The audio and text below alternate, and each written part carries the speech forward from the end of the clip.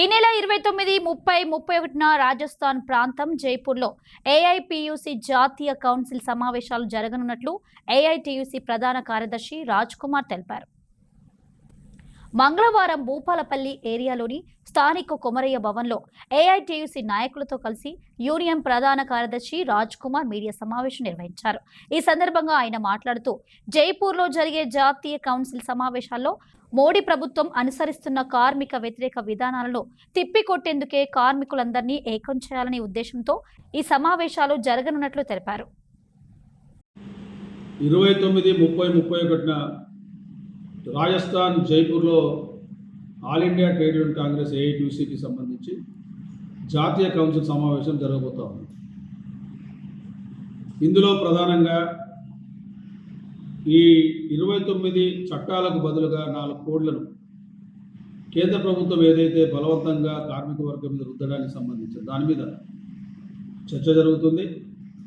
అదేవిధంగా ఈ మధ్య పల్గాంలో జరిగిన దాడి మీద కూడా ఇటు కమ్యూనిస్ట్ పార్టీ అదేవిధంగా ఏఐటిసి కూడా సంపూర్ణంగా చర్చ చేసి ఈరోజు ఆ యుద్ధ వాతావరణం ఉంది కాబట్టి మొన్న జరగాల్సిన సమ్మె ఇది 9 జూలైన వాయిదా వేసి దానికి సంబంధించి సంక్షిప్తంగా ఎట్టి పరిస్థితుల్లో ఈ 4 లేబర్ కోడ్లను వాపసు తీసుకోవాల్సిందిగా డిమాండ్ను ముందుకు తీసుకుపోయే కార్యక్రమం చేస్తూ ఉన్నారు. అదే కాకుండా ఈ మధ్యకాలంలో సింగరేణిలో కొన్ని అంశాలు ముఖ్యంగా ట్రాన్స్ఫర్ పాలసీ కంపెనీలో గతంలో కూడా ఉంది. ఎట్ట పెట్టుకోవాలి, తర్వాత ఫోకల్ పాయింట్స్ ఏంటి ఉన్నాయి, ఇవన్నీ ఉన్నాయి. వాటిని కాకుండా ఇంకా 2-3 అంశాలు ముఖ్యంగా ఈ మధ్యకాలంలో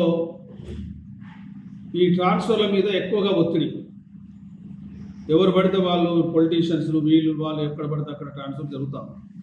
వీటి మీద కంపెనీ ఒక నిర్ణయం తీసుకొని వాటిని పాలసీగా పెట్టింది. దాని వెంటనే ఏఐటిసిగా మేము గుర్తింపు కార్మిక సంఘంతో చర్చించాలి మీరు అని చెప్పి దాని మీద ఏమేమి చేయాలి ఏమేమి చేయొద్దు అనేది కూడా మేము ఎట్లయినా ప్రొడక్షన్ మంత్లో ట్రాన్స్ఫర్ చేయట్లేదు.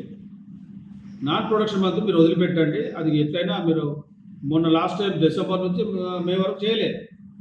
మరి మిగతా 6 నెలలు కూడా మళ్ళీ చేయమంటే కుదరదు. అదేవిధంగా వెబ్ కౌన్సిలింగ్ అని చెప్పారు. వెబ్ కౌన్సిలింగ్ అని అందరూ సాధ్యం కాదు కాబట్టి వెబ్ ఉండాలి. తర్వాత అవసరమైతే మామూలుగా ఇచ్చినా కానీ అప్లికేషన్ యాక్సెప్ట్ చేసే విధంగా స్పౌస్ కేసులు, మెడికల్ కేసులు, ఇలాంటి మ్యూచువల్ కేసులకు ఎలాంటి షరతులు ఉండొద్దని ఇవన్నింటినీ ఏఐటియుసి వాళ్ళకి ఇచ్చారు.